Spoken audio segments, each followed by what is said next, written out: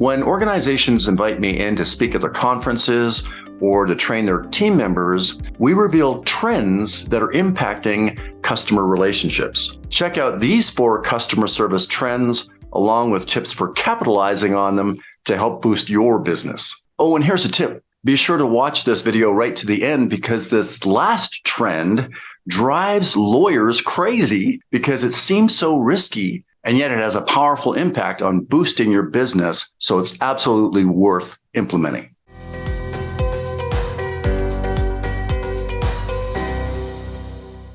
Okay, the first of our 4 top customer service trends is good service is wallpaper. Today's customers are so busy with their lives and work and distracted by their devices that they don't even notice service when it's just good. So average service is like wallpaper that no one pays attention to. That means that you and your team members may work hard consistently all day delivering good service and get 0 recognition for it. These days, customers only notice 2 types of service: poor service, which I'm sure you've experienced, and remarkable service. And by that, I mean it literally that people are compelled to remark, to talk about it. Well, that brings us to trend number 2 and what customers actually talk about. So our second customer service trend is that better brands don't sell. When your company faces stiff competition, better gets lost in the clutter.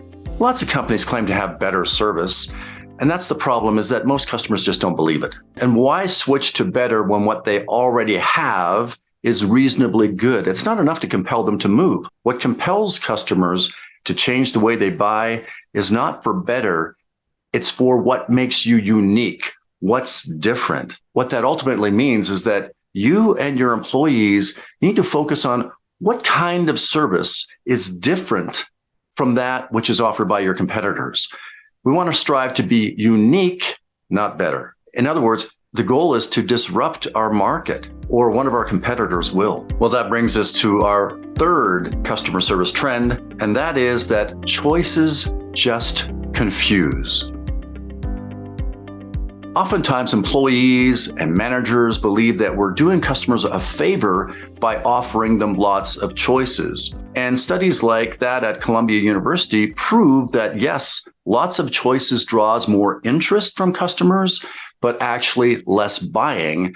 And that's because of, well, you've probably experienced this yourself, decision fatigue. Too many choices create stress and reluctancy because people are afraid of making the wrong choice. So our goal is not to just offer more and more choices to customers. It's what I call AID customers, AID. A stands for we analyze all the options that are out there. Then we interpret all of those options to see which is the most appropriate for that particular customer. And finally, we direct them to 2 or 3 maximum choices, those products or services that are going to be the best fit for them. So customers aren't looking for lots of selection. They're actually looking to us for aid, analyzing, interpreting, and directing them. By the way, be sure to like, subscribe, and comment so that as I release new videos, you'll be sure to get a heads up. Okay, remember that I mentioned that this last trend is one that lawyers don't agree with, they don't like, and yet it has the most impact on potentially retaining your customers and growing your business. So our last customer service trend is retain versus blame.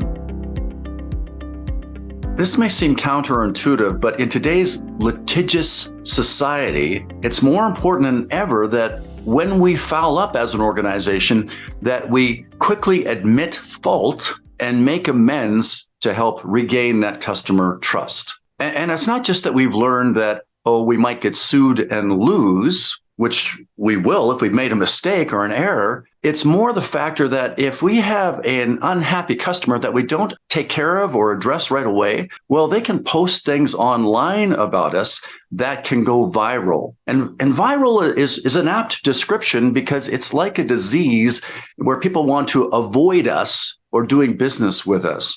So it's much less costly to take care of a customer, address a concern, admit fault right away, make amends, than try to blame other people and get away with it. And the good news is that customers are wonderfully understanding and forgiving about companies and employees who quickly admit fault and step up to take the blame. And in today's world, that blame means taking responsibility even for those supply chain issues that we keep hearing about, rather than saying, oh gosh, blaming them, say, gosh, I'm sorry about this. Here's what we can do to try to make this, expedite this for you, that kind of thing. Okay, so when we combine all of these trends, we're beginning to see an emergence of a theme. And that theme appears to be customers are looking for organizations, employees within those organizations who are easy to do business with. It means coming up with different products and services that make buying from you easier, because it's easier to see what makes you unique from all of your competitors. It means narrowing choices so that buying decisions are easier.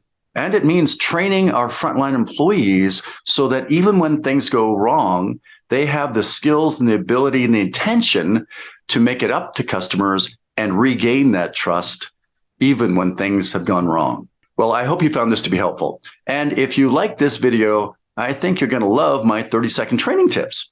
You'll find them for free at jeffsbusinesstips.com. See you next time.